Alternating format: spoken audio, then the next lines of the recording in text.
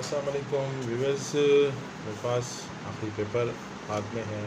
सबसे important paper mathematics. इससे बहुत सारे लोगों की जान जाती है, लेकिन बहरहाल ये इतना मुश्किल नहीं है।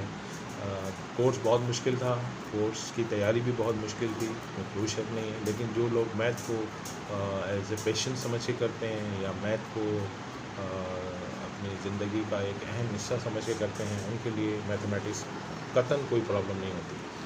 तो ये आपके सामने है 75 नंबर का पेपर है। इसका पैटर्न ये है, सेक्शन ए 20% का है, 15 मार्क्स होंगे उसके। उसमें आपने ये बात याद रखनी है कि इसमें आपको बिल्डर फॉर्म आ सकती है चैप्टर नंबर 17 से, और बिल्डर फॉर्म को चेंज करना होगा टेबुलर फॉर्म में। टेबुलर फॉर्म हो सकती है, आ सकती है, टेबुलर फॉर्म को चेंज करना होगा बिल्डर फॉर्म में। कोई भी लॉ और